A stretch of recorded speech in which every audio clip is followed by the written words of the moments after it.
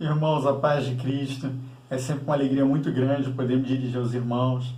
E hoje eu não quero perder muito tempo falando sobre as adversidades que nós estamos enfrentando, sobre vírus, sobre pandemia, mas eu quero falar um pouco sobre os efeitos que isso tem trazido à nossa fé.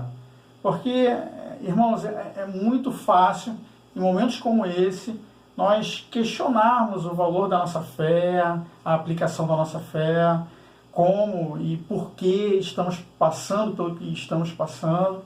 E aí eu queria ler com você apenas um versículo de um texto muito conhecido, que é o texto lá do Sermão do Monte, o texto das Bem-aventuranças, lá no capítulo 5 de Mateus, no verso 4.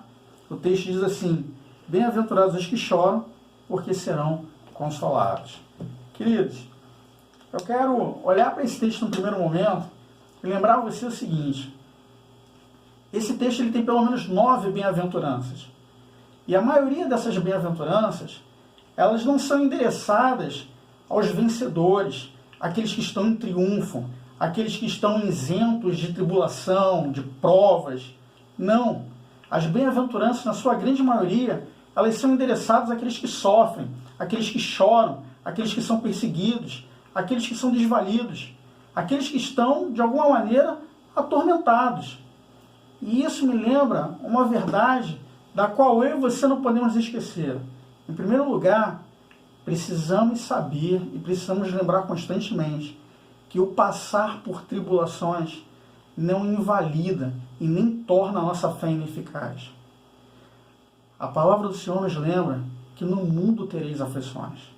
As lutas, as provações, os enfrentamentos, eles não invalidam a nossa fé e nós não estamos isentos deles. E aí é possível olhar um outro momento para o texto e perceber o seguinte também: se o Senhor está endereçando as bem-aventuranças para esses que lutam, sofrem, enfrentam, é porque o Senhor ele também não se esquece de nós no momento que nós passamos pelas nossas provações e pelas nossas aflições. Então eu quero dizer para você duas coisas nesse momento. Uma, a sua fé, ela não perdeu o valor porque você está passando por enfrentamentos. E outra, mesmo quando nós passamos por enfrentamentos, o Senhor não se esquece de nós. A outra coisa interessantíssima desse texto é que normalmente a gente compreende essa expressão bem-aventurados como se fosse sinônimo apenas de felicidade ou de feliz.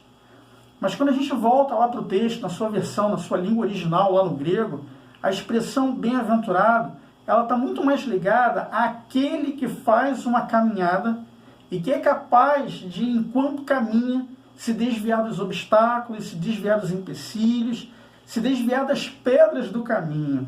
O bem-aventurado é aquele que começa a sua caminhada e consegue terminá-la com sucesso, apesar das adversidades, apesar dos obstáculos, apesar das pedras do caminho. E eu quero então olhar mais uma vez para esse texto e dizer para você o seguinte: esse é um tempo de nós não abrirmos mão da nossa fé, de não questionarmos o valor da nossa fé, mas de usarmos a nossa fé para fazermos uma boa caminhada. E eu queria muito que nesses dias você se perguntasse, você refletisse: como você tem caminhado?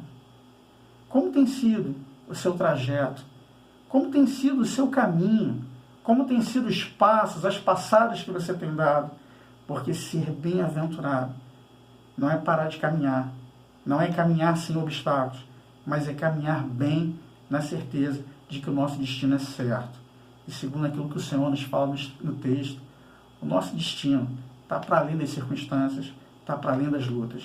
O nosso destino é a eternidade com o Senhor. Então, que nesses dias o Senhor esteja fortalecendo a tua fé e que de fato você seja um bem-aventurado, que começa a sua caminhada e que há de terminá-la triunfantemente para a honra e para a glória do Senhor. Que Deus te abençoe.